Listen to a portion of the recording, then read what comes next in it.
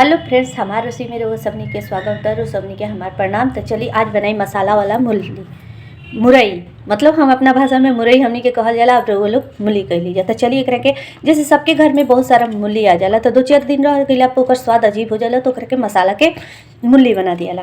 तो चलिए हमनी के मसाला वाला मूली बनाए खातिर बताता नहीं।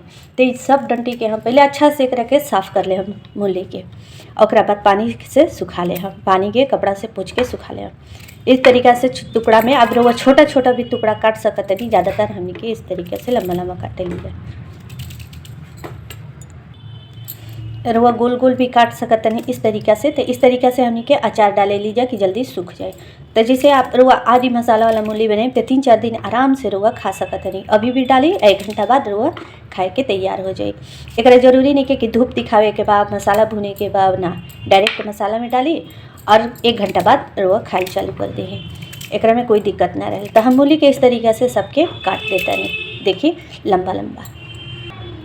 चलिए तो सब मूली के हम आराम से काट ले बानी। अब एक बॉल में निकाल लें, जेमें हम मतलब कि जे में रवा मसाला डाल के 2-4 दिन तक ले वो बर्तन में डाल के कि ढक्कन से ढक जाए, वो निकाल लेता नहीं।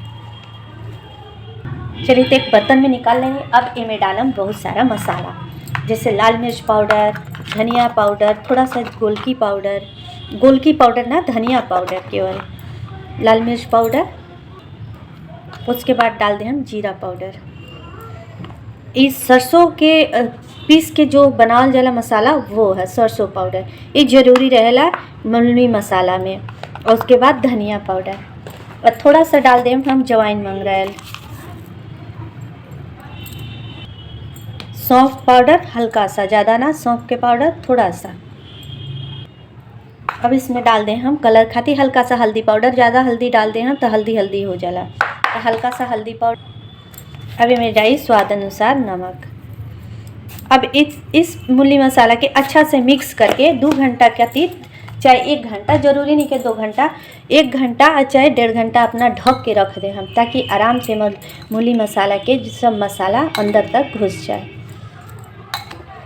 चलिए तो मिक्स कर लेते हैं एक के बढ़िया से, आराम से सब मूली में मसाला मिक्स हो जाए, उस तरीक़े से हम मिक्स कर। चल तो मसाला अच्छा से हम मिक्स कर ले बानी। ये में डाल दें हम थोड़ा सा तेल, ज़्यादा तेल ना, थोड़ा सा कच्चा ही तेल, सब चीज़ कच्चा डालम, एक टेस्ट बहुत अच्छा आवेला एक में। अब तेल के अच्छा से हाथ से मिक्स कर ले के बाद, ताकि इस तेल थोड़ा सा सब में मिक्स हो जाए। चलिए तो मूली मसाला हमारे बन के रेडी हो गए, और तेल भी हल्का डाल देले बनी। अब 1 घंटा एक रखे ढक के रखते हम, और उसके बाद रवा खा सकते हैं। तो मूली मसाला के रेसिपी रवा लोग कैसन लागल, तो उम्मीद करते नहीं अच्छा लागल हो। तो फिर मिलम एक नया रेसिपी के साथ, एक मज़ेदार रेसिपी के साथ। हमारे रेसिपी देखे खातिर वो लोग